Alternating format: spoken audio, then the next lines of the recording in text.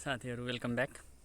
हामी चाहिँ संगठित संस्थानको प्री टेस्टको तयारीको क्रममा छौं र म तपाईहरुलाई निरन्तर चाहिँ एउटा भिडियो चाहिँ प्रत्येक टपिकबाट हाल्ने गरेको छु र आजको हाम्रो भिडियो रहेको छ लेखा प्रणाली अन्तर्गतका कुराहरू र यसमा चाहिँ अलि त्यति वस्तुगत क्वेशन नभएर विषयगत क्वेशन नै हुन्छ र यसैमा चाहिँ हामीले डिस्कस गर्नुपर्ने हुन्छ।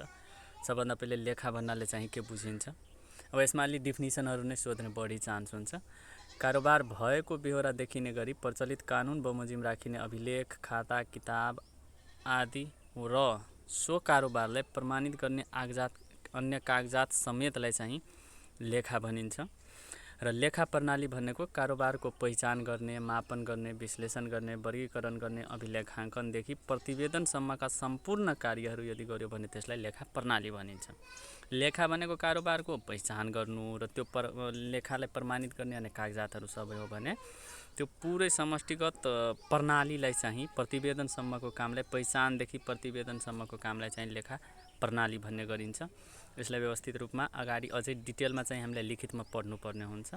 यसमा चाहिँ हामी वस्तुगत रूपमा चाहिँ बढी पढ्ने गर्छौं। लेखाका केही सिद्धान्तहरू अर्थात् लेखा कसरी राख्नुपर्छ त।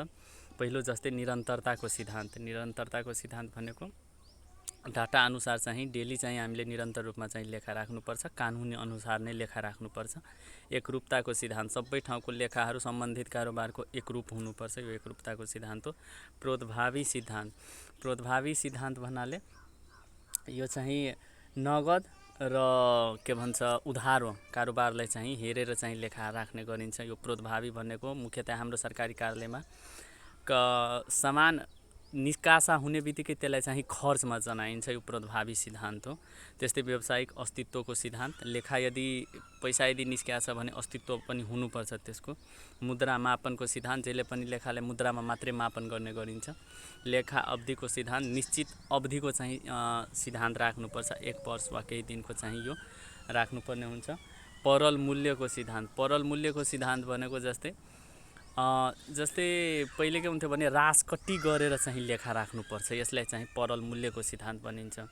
5 लाखमा कुनै बाइक किन्यो भने 4 वर्षपछि त्यो बाइकको दाम मानौ त्यो 5 लाखबाट झरेर 2 लाख 3 लाख हुन सक्छ, तर त्यसलाई 5 लाख नै कायम राख्नु यो परल मूल्यको सिद्धान्त चाहिँ अन्तर्गत पर्छ। यसमा रासकट्टी चाहिँ गरिन्छ र कुनै अवस्थामा चाहिँ गर्नुपर्ने हुन्छ। त्यस्तै गरेर लेखाका प्रकारहरू चाहिँ वित्तीय लेखा विधि पनि, यसलाई प्रणाली भनेको विधि नै हो। व्यावसायिक कारोबारको अभिलेखाङ्कन, वर्गीकरण, सारांश निकाल्ने, प्रतिवेदन तयार गरी व्यवसाय गर्ने लेखा नै वित्तीय लेखा हो। पैसासँग रिलेटेड हुन्छ यो।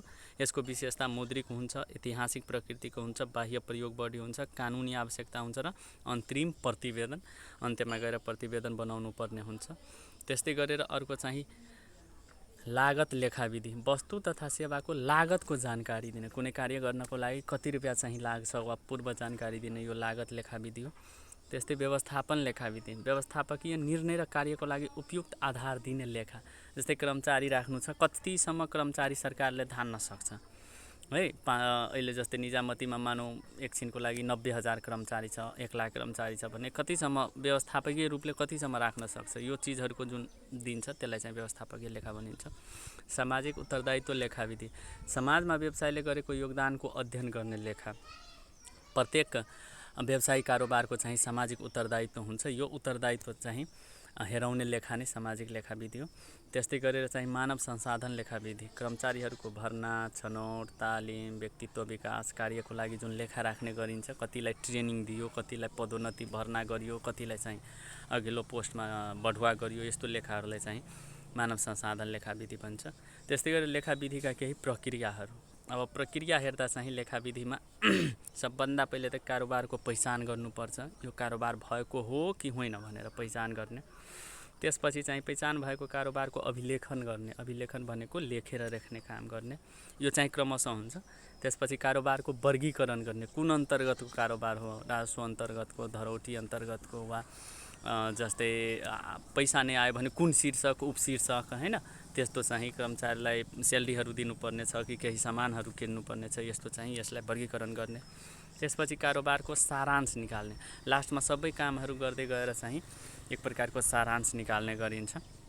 त्यस्तै गरेर कारोबारको विश्लेषण तथा व्याख्या गर्ने। अब अन्तिममा 3 महिनामा 6 महिनामा 1 वर्षमा यदि सारांश निकाल्यो भने त्यसको व्याख्या र विश्लेषण गर्ने, यसले के फाइदा भयो वा के अझै बेटर गर्न सकिन्छ यो कुराहरूको व्याख्या गर्ने र लास्टमा गएर नतिजाको सम्प्रेषण गर्ने। आफूभन्दा माथिल्लो निकायलाई चाहिँ यो सम्प्रेषण, जस्तै महालेखा परीक्षकलाई, सम्बन्धित मन्त्रालयहरूलाई, माथिल्लो विभागहरूलाई योहरू चाहिँ सम्प्रेषण गर्ने भनेको पुर्याउने। त्यस्तै गरेर लेखा प्रणाली वा विधिका उद्देश्य तथा कार्यहरू पूर्ण र व्यवस्थित तरिकाले अभिलेख राख्नु पहिलो एउटा कार्य भयो। कारोबारको सारांशित गर्नु, लास्टमा गएर अन्तिममा त्यही प्रतिवेदन बुझ्नु यो चाहिँ गर्छ। अर्को वित्तीय प्रतिवेदनको व्याख्या तथा विश्लेषण गर्ने, के गर्ने नगर्ने त्यस्तो कुराहरू चाहिँ यसले मद्दत गर्छ। त्यस्तै गरेर वित्तीय अवस्थाको चित्रण गर्ने, कस्तो अवस्था छ त हाम्रो देशकै वा कुनै कार्यालयको, विभागको, कुनै अफिसको कस्तो अवस्था छ वित्तीय रूपमा त्यो कुराहरू चाहिँ चित्रण गर्ने गर्छ। त्यस्तै करको रकम निर्धारण गर्न मद्दत गर्नु, यतिलाई सरकारले पुगिरहेको छ कि छैन, यसलाई बढाउनु पर्ने छ कि घटाउनु पर्ने छ, यो कुराहरू पनि चाहिँ सरकारलाई त्यो गर्न मद्दत चाहिँ गर्ने गर्दछ प्रत्येक तहको सरकारलाई। त्यस्तै गरेर लेखाको चाहिँ क्षेत्रहरू, सार्वजनिक लेखाविधि हुन्छ, सरकारी, अर्धसरकारी र व्यावसायिक संस्थाहरूमा लेखाविधि हुन्छ वा प्रक्रिया हुन्छ, र अर्को चाहिँ व्यवस्थापकीय लेखाविधि पनि चाहिँ हुने गर्छ।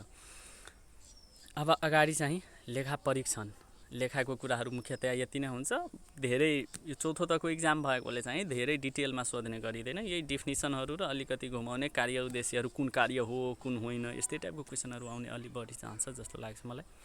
अब लेखा परीक्षण, लेखाको अवस्था लेखा परीक्षकद्वारा जाँच गरी ट्रु एन्ड फेयर अवस्थाको चित्रण गर्न प्रतिवेदन बनाई सम्बन्धित निकायमा पेश गर्ने कार्य नै लेखा परीक्षण हो। अर्थात् आएको पैसा सही कामको लागि आएको थियो भने त्यो काममा खर्च भयो कि भएन र त्यो सही छ कि छैन, फेयर छ कि छैन, त्यो गरेर लास्टमा प्रतिवेदन बनाएर पनि आफूभन्दा माथिल्लो निकायमा पेश गरिन्छ भने त्यो चाहिँ लेखा परीक्षण हो। लेखाको परीक्षण गर्नु। अब लेखा परीक्षणका केही सिद्धान्तहरू हुन्छ। सिद्धान्त भनेको चाहिँ मुख्य रूपमा के टेकेर चाहिँ त्यो गर्नुपर्छ, के पुरा हुनुपर्छ, त्यो कुरा नै सिद्धान्त हो। यो संविधानले नै तोकेको चाहिँ 5वटा सिद्धान्त छ। नियमिका प्रअ भने नियमितताको सिद्धान्त, नियमितता भनेको कानुन अनुसार नै लेखा राख्नुपर्छ।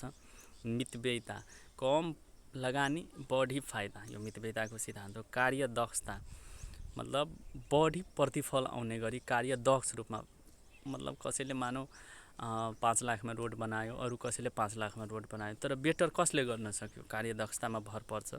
प्रभावकारिता, सकारात्मक प्रभाव कि नकारात्मक प्रभाव, बढी कुन कुरामा प्रभाव परिरहेछ यो प्रभाव हेर्नुपर्छ। र लास्टमा गएर औचित्यता, यो औचित्यता मात्रै महालेखा परीक्षकले हेर्ने गर्छ। औचित्यता भनेको एभ्रिथिङ ओके छ, कानुन अनुसार छ, प्रभावकारी पनि छ, राम्रो छ, ठिक छ, तर के यो जरुरी थियो कि थिएन, औचित्य उचित थियो कि थिएन। मानौ कुनै मोटरसाइकल एउटा अफिसमा बनाउनु पर्ने छ, 20,000 मा मोटरसाइकल बनिहाल्छ, तर त्यहाँ 3 लाख रुपियाँ लगाएर अर्को गाडी किन्यो भने कानुन अनुसार नै गाडी किन्यो, तर त्यो 20,000 लगाएर यदि चलाउन सकिन्थ्यो भने त्यो औचित्यताको सिद्धान्त त्यहाँ पालना भएन, त्यो उचित भएन के, लगाएर बरु त्यही गाडी चाहिँ चढ्न सकिन्थ्यो। यो चाहिँ औचित्यताको सिद्धान्त हुन्छ।